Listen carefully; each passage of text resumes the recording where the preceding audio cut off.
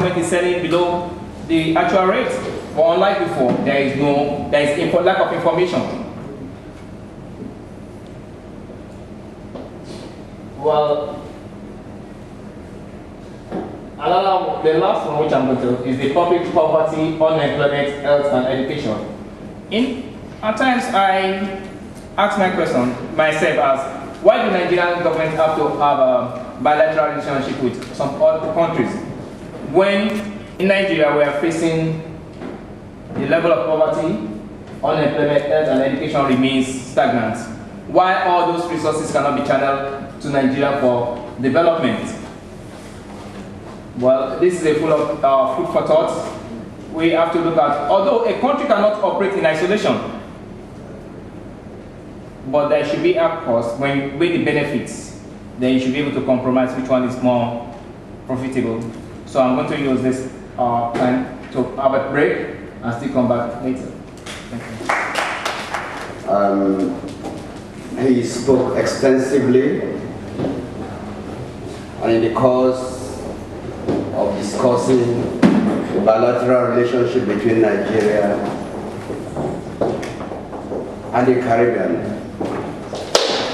and specifically with Jamaica, he went down to a background in 1978 when the then Prime Minister of Jamaica visited Nigeria in 1978 October. And in 1979, another meeting was held with a former President, Chief Olusegun Obasanjo, where an agreement was penned up to sell oil to Jamaica at a concessionary rate. There he moved and examined the purpose for such relationship, and that it was meant to foster and strengthen existing relationship between both countries. And he looked at the role played by two principal institutions, PCJ and NNPC, and he moved further, looking at problems, identifying problems in the two countries. And he summed up his discussion by asking a question: is there any need for countries to enter into bilateral relations with other countries? But in the course of that, he also answered the question by saying that no country can live in isolation. So we are going to do justice to this later on. May I seize this opportunity and privilege to invite Dr. Orogun to the podium. Your Excellency, ladies and gentlemen, it's a thing of joy, in spite of how some of us may feel, that God has allowed us to see another year. And as typical of Nigerians, we are usually very vibrant and excited about everything that has to do with our country. So this evening I thought I would just pay attention to the issue. I want to look at what bilateral relations mean, why do we have to have them, what purpose do they serve, who benefits from bilateral relations. We're going to look at very few countries that we have relations with. And at the end, we'll probably look back into what Avayami said. I will probably find out why we do not seem to be getting the most out of the relationship like we should. Now, bilateral, usually when we hear bi before a word, it suggests that it involves two people. So it's any relationship concerning two sides.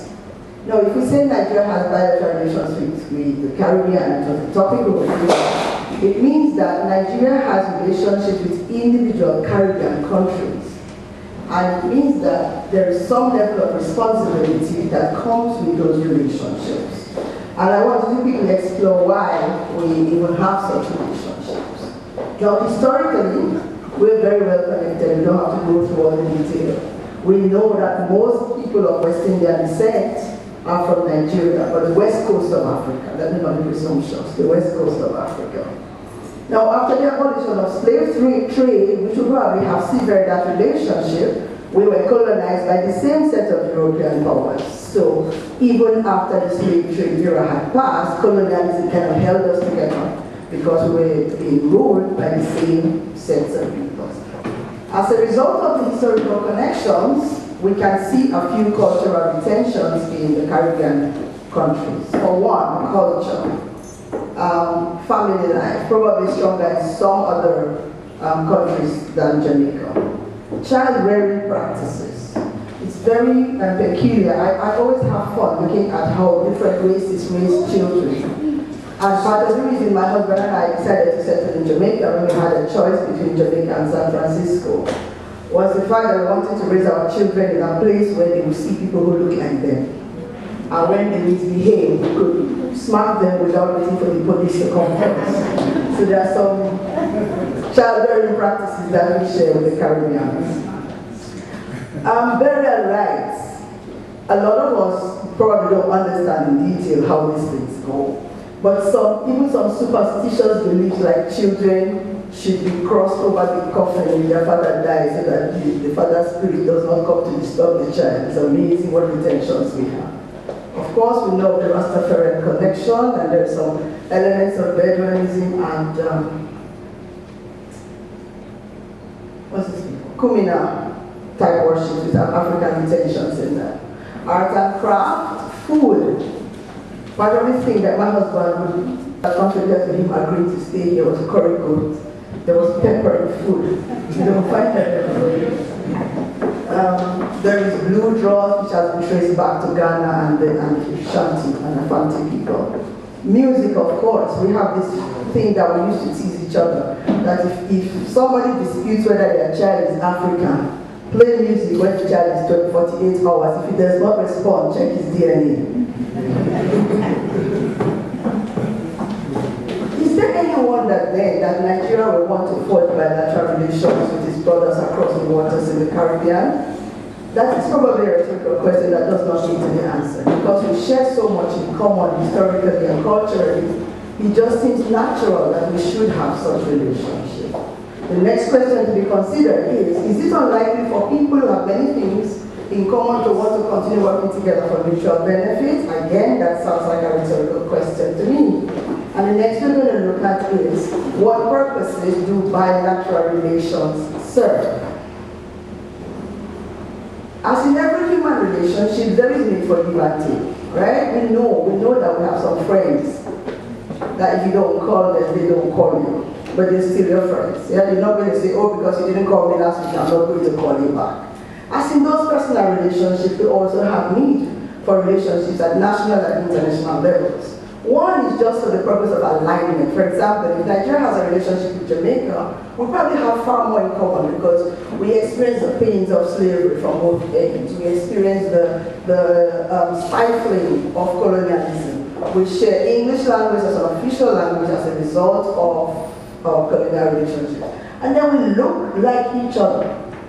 My mother is in the audience. The first time she came to Jamaica, she said if the people did not speak, she thought she was in Nigeria because they all look like Nigerians. We also forge relationships because